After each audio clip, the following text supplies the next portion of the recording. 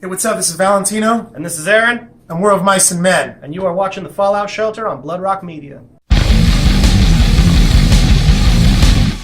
Hey, how you doing? I'm Hobbes. You're watching The Fallout Shelter. With me are two of the cool guys from Of Mice and Men. How about you introduce yourselves? I'm Valentino. I play drums. I'm Aaron. I play bass and sing. Nice to meet you guys. So, gotta ask the uniform question. How's the tour going? It's over. Yeah, today's the last day. The last day. How was it? In this moment, by the way, they're on tour within this moment. Yep. They were on tour. So it's good? Yeah, no, it was awesome. Great crowds and everything? Mm-hmm. Awesome. But yeah, we've been playing a lot of theaters, which is new for us on this. And in this moment, it's a very theatrical band. And it's just been a great experience getting to see a lot of the theater culture coming into beautiful old places like this. And specifically tonight, playing the ballroom upstairs it's been a long tour, but it's been something that I think both of our bands have truly enjoyed. It's like, 6 or 7 weeks, right? Yeah, it's been a long time, and we've gone all up into Canada, and it's just been great, man. The crew and the band, everyone gets along fine, and for the most part, that's how we like to do it. We're pretty easygoing guys, so we're just kind of like here to play music, and it seems like that's kind of what everyone is. And it was even cool to note that we're right around Halloween time too. Now we're past, but getting to see so many of the fans dressing up in costumes and kind of doing that and coming out and just really enjoying the moment, I feel like that's what it's all about. You guys have done a bit of your own touring, though, haven't you? Oh, yeah. Mm-hmm. Oh, yeah. For many, many, many years. But, yeah, so this was in support of our new album that's going to be coming out. Yeah? When's it coming out?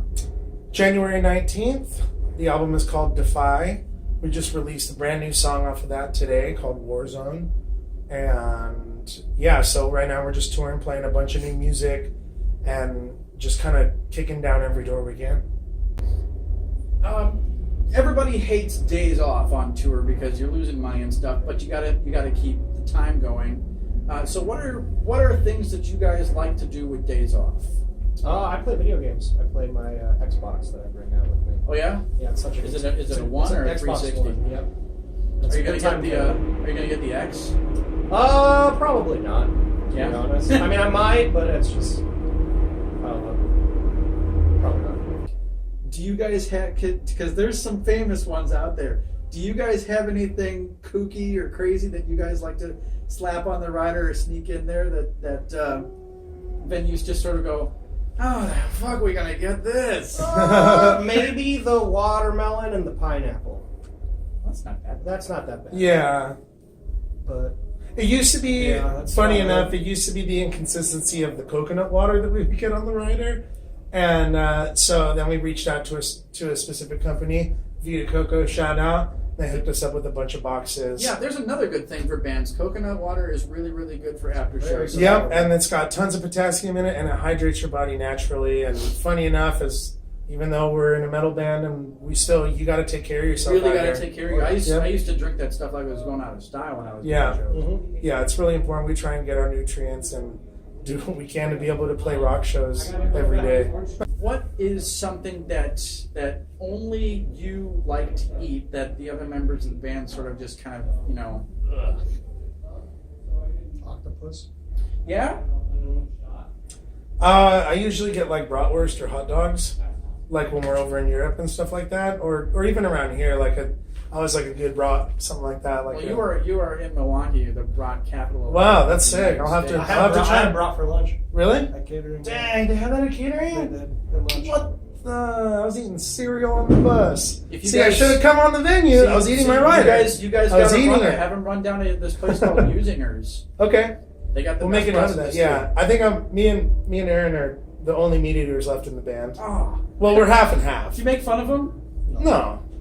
We appreciate what they're doing, and everyone gets to make their own decisions about what they want to put in their body. So, I'll decide on getting that brat with extra mustard. You know what I mean? Extra onion. Now, sauerkraut or no sauerkraut? Kraut, Of course. See, now you know what you're talking about. Yeah. Now you like octopus sushi, Mm-hmm. Yep. or just like Raw. calamari? It could be raw. It could be cooked. Just any sort of taco. That's my jam. Octopus taco? No. Taco is what is the Japanese word for octopus. Yeah. So Okay. if you go to a sushi spot, you can order taco sushi, Yeah. and they'll look at you kind of crazy, and they'll give you some dank pieces. It's not going to be ground beef. No, it's going to be great. There's not enough maki that comes with an octopus. You basically have to get it as a sushi piece these days. Mm-hmm. I'll just eat it. You can just give me a tentacle. I'll just chew on it. Love that stuff. Mm-hmm. What's the and all the other tours you've done, what's the most interesting thing you've seen on the road? We were pretty sure we saw somebody get like demon possessed at a Starbucks. Dude, it was seriously And unbelievable. that was absolutely. I have to hear about Saskatoon? Or- Yeah, so we were in Saskatoon, and Couple days ago. we were walking across the street from where our bus was parked to a Starbucks, and we noticed this little. She couldn't have been older than 20, maybe. This young Asian woman sitting in the corner, and was just kind of minding herself. Didn't have anything on the table because there's like a big glass display kind of area where you order your drinks and you kind of walk through, and that's where all the tables were. So I was one of the last people to order my drink, so I got my drink, I walked in, and there was no chairs left. So I looked at the girl, and she was kind of sitting in the chair, and she kind of had her head back like this. And I was like, okay, well, I'm not going to like bother her and ask her for a chair. Plus, I just wanted to stand up anyway because it was cold. So then me and my bass tech, we noticed that her hands started tensing up and started shaking very, very like subtly, very violently. And I looked at him, I said, dude, I think she's having like a seizure, or she's having a stroke or something. And so he went over to her and he said, ma'am, are you okay? And he kind of put his hand on her shoulder, and she kind of stopped and she kind of looked at him and kind of smiled and like let out a little chuckle or something, and then kind of just went back to it. And then she started like bellowing, like loud. I mean, like a feral animal. Like it was the most bizarre, crazy thing. And thankfully there was a nurse there, and paramedics came, and the nurse said that she had never seen anything like that, and it didn't appear to be a panic attack or a stroke or seizure. She would come out of it occasionally to like either say from like crying no or to laugh, but she couldn't talk, couldn't say her name, couldn't do anything, but she was screaming like the only way I can describe it is like a wild animal that got caught in a trap. It didn't sound human. It sounded like and it was and then as the police and paramedics were walking her out, she was like, her body was contorting and shit. It was fucked up. Yeah, and we were on a day off too, so we're just trying to get some Starbucks, and hopefully this woman's okay, and I know a bunch of the guys stayed and kind of talked to the paramedics and stuff, but it's kind of crazy to experience something like that and just kind of feel a little helpless and not really fully understanding what's going on, especially when in the middle of a tour and stuff like that, like something like that happens. And then Whoa. I Googled it because I was just curious. Like I just typed in Saskatoon. One of the first things that came up was in 2012, the Archdiocese of all of Canada petitioned the Vatican to get a priest over because they felt like they had an increased number of demon possessions in Saskatoon. I was like, this is wild. It was super bizarre when he pulled that up, and he's the supercomputer too, so like he totally knows. He goes in and he's deep searching. Yeah, deep searching and Boolean code. Yeah, and I mean that was just one of the first things to pop up, and we were just like, man, that's like. Well, there you go. We're here. We've never been here before, so there's the town for you. But we didn't let that judge it. We got some warmer clothes, and a couple gadgets and stuff. Went to a mall. Yeah, went to a mall. So that's what you do. That is one of the coolest things I've ever heard. It's 100% true though. Yeah, like, there's no bullshit in that story. Yeah, it was really bizarre. It I was told really exactly small like Starbucks too, and that was insane. Thus lending credence to the belief that Starbucks is the fucking devil. What is something that you miss about being an unsigned band? Being able to put out music whenever you want. Yep. Having a sick song and being like, you guys, come over, let's put it up tonight. Let's just go. And then put it on your MySpace bulletin. And then we'll put it all on friggin' Facebook. And then, and then we're gonna go burn a bunch of CDs and then go to the big Paramore show down the street or whatever friggin' band is playing and go hand out a bunch of, that kind of stuff is definitely what I miss. It used to be like, we're cooks in a kitchen, we make an amazing dish, and it's like, here, eat this. Check it out. Exactly. And now we'll make an amazing dish, and before anybody gets to eat it, we have to put it out, and somebody else has to figure out how to make tens of thousands of copies of that. Yeah. So somebody then you've needs got a it. producer handling Yeah. your stuff. Yeah, There's like yeah. 4 or 5 people in. And thankfully months we've before it even comes out. Thankfully, we've been signed to Rise Records for all these years too, for our duration of a band. So you get a little bit more say in Yeah, and we've both us of Mice and Men and Rise have grown together, and I think that really not a lot of bands can say that about them and their label, and I think not that we get held back, and by no means was that like a slight to our label, because we love them. You know, they take care of us, and they have for a long time. We, you know, It's just we the hear patience of it. Yeah, and it's the patience, and it's us creating a dish and wanting to serve it while it's hot. But we gotta wait months till it gets cool. But it still looks good in the case, you know, in the display case. You but take it home and reheat it, and it'll be just as good. exactly. We played with a lot of unsigned bands, or not a lot, but a couple on our headlining shows. We got the local bands involved, and we wanted to like kind of put on the local bands. That's so fucking cool. Dude, that's where we come from, man. Like, we are those local bands, and we got our first starts opening for the big guys. And you know, like, if people think we're the big guys, then shoot, bring all the people out and let's put some local bands on and show them. And those have been some of the most fun shows. Yeah. Is we'll have an off date from a tour like this, and we'll say, all right, well, we want to play in Lincoln, Nebraska, because it's right in between these two shows. Yeah.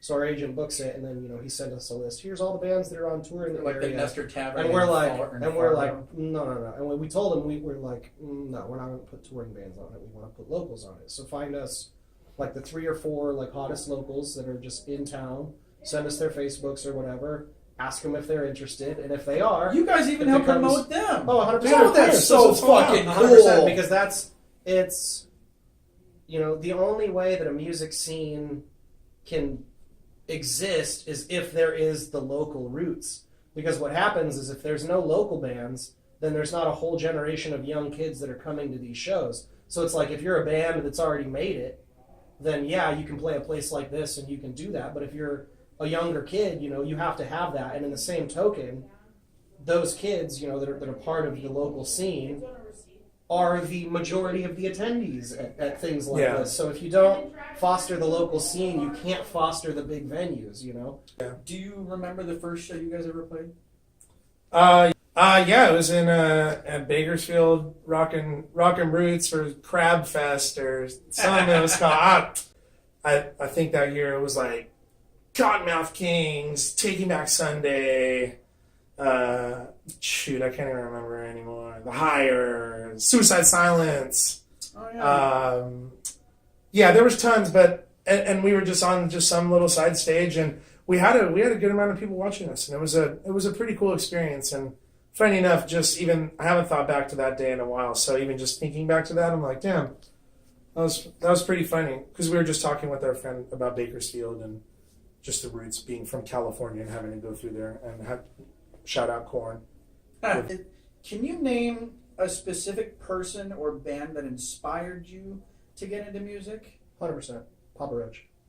Really? Because I'm from Vacaville. Like, I'm from that hometown. So I saw them as like a 10-year-old kid, because the venue in town was the Three Oaks Community Center, and it was right next to the skate park. And so they used to throw shows. Yeah.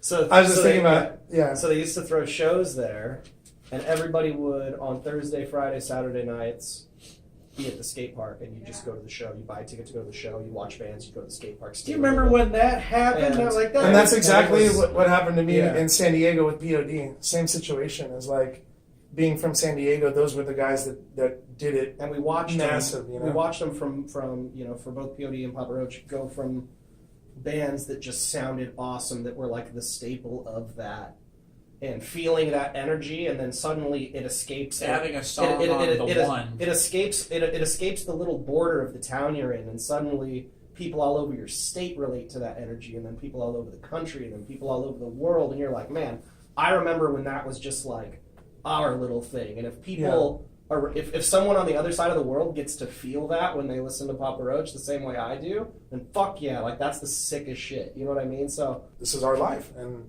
here we are, like basically in our 30s, still doing the same thing and hoping to perpetuate the future too. So if you're watching this and you know you're part of the future, step up and play music and have fun with it. That's a great message.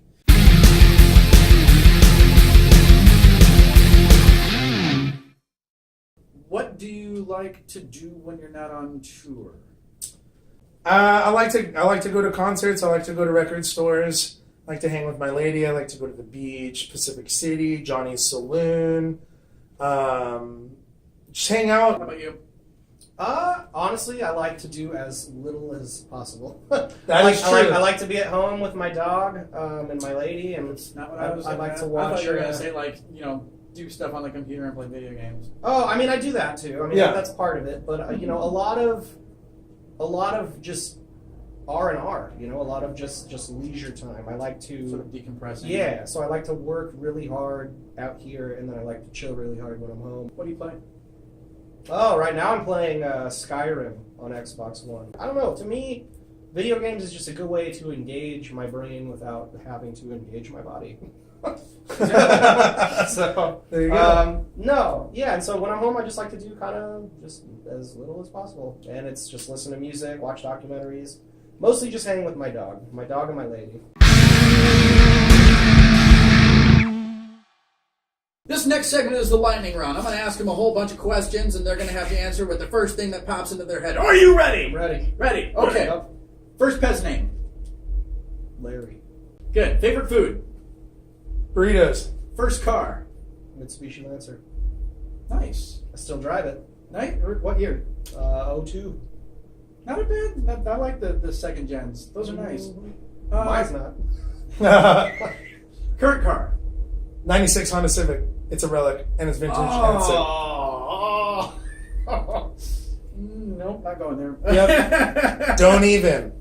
It's the bucket of bolts for us. It works, Yeah. Is it a hatchback or is it a regular one? It's a regular. It's a coupe. It's a miracle whip. Good. It's a Miracle Whip. Good, because everybody has those hatchback Civics, and especially in Milwaukee, they're all tuners. Oh yeah. Dream car. Shit, I want something with nice paint. I'm not too picky.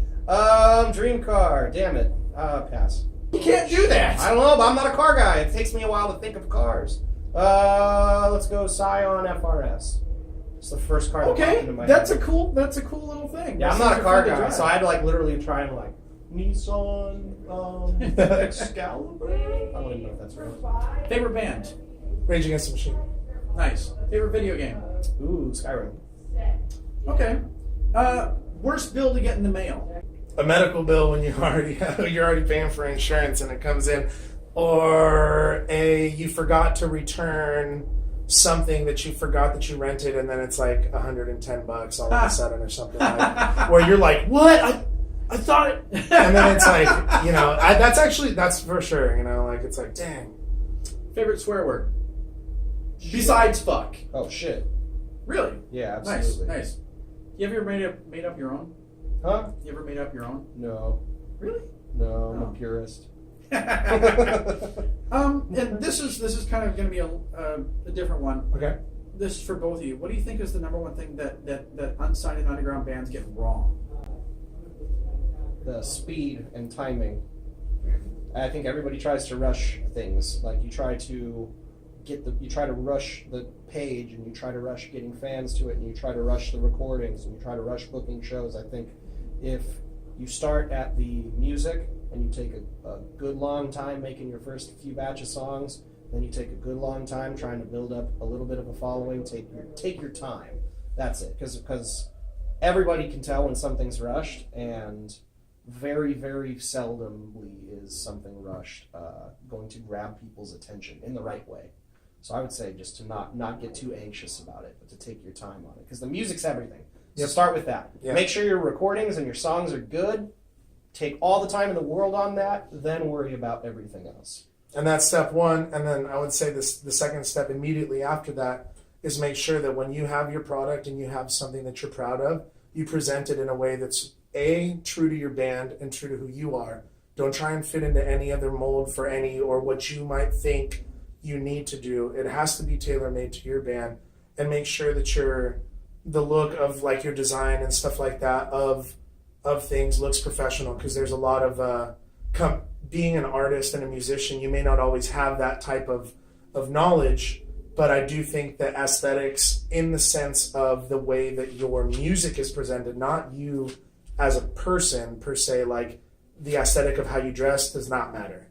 but the aesthetic of how the art works with the music, I think, is very important, and that's something that has to be true to you and something that looks professional. You know, like the easiest thing is put labels on your CDs, if even then, or now what is it? Thumb drives now. You know, CD drives are pretty much defunct now. It's, burn CDs? yeah, it's like nah, but it would be the difference between. I do too. It would be the difference between, you know, just scribbling your band name on and jotting down your number to instead making something that looks a little more presentable and professional, like you would get it from a label, because you don't need a label to look like a signed band. You just got to go on. You just got to save up and splurge a little bit. Yeah, of course, but it's important. It's not even splurging. It's an investment into your future if you truly believe in it. And we have all come from those places where sound advice. Right? We missed the mark, but you have your whole life to be out here and to fight for what you believe in. And if you start at the most important part, which is the music, you make sure that that's tight. You make sure you and your bros and your sisses or whoever's in the band, you make sure you guys are tight and you guys are making good music. And then you present it in a way that is impressive to people, then you need nothing else than that. And just go and play in front of people and question everything. Just kidding. Nice. Last one for both of you. Who's your celebrity crush? Ooh. Mine? Rihanna, for sure. James Franco. He's a really, really smart guy. Yeah. This is the Game Boy Challenge. He is going to play as much Tetris as he possibly can to see how good he is, and at the end of this, we're going to pit his score against everybody else to see who's the best. Am I going for high score or for time? High score. Oh, that's... Good night. I'm going purely for Tetrises. That's all I'm doing. Yeah, that's the way to play. Yeah. A lot of people just want to get line by line, but what you got to do is, like... People don't know that the name of the game is Tetris. Which is the 4. Yep. How's it coming? Oh, you're doing all right. I'm just stacking. Oh, dude, he's the gamer for sure. I'm just making stacks. Uh-oh.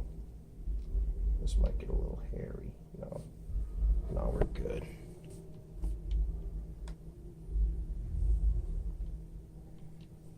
Alright, I'm gonna need a Tetris guy sooner than later. Getting there.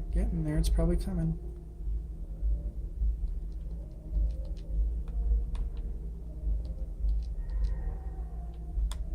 Do you see this form, though? Yeah, good. Uh-oh. Where am I going to stash that guy? Oh, can't see. Oh, I'm fucking myself.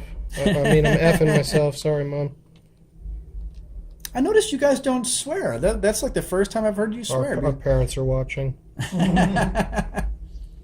Okay, so this game is absolutely hosing me, so there you go.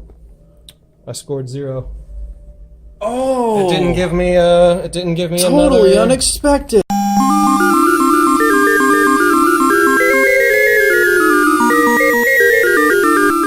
I'd like to thank Of Mice and Men for sitting down for what must have been forever. Thank you guys for being so cool. Thank you for being so humble and supporting the underground scene. I mean, that's so fucking cool. Hey man, it's just we wish more bands would do it. Yeah, but it's just that's how we. If they're not going to, we're going to. Yeah, that's how we came up in our lives, and people helped us out. So it's just kind of like we got to reciprocate it for the future, and the locals are important, and that's not that's not to say that even sign bands are important, because it is, but. It's just, I don't know, that's where we come from, so we love all of you guys who are out there grinding and working your asses off and feeling like you're not really getting there. You will. It just takes time and patience. Thanks for being on the Fallout Shelter. You guys yeah, thank you. See you guys later.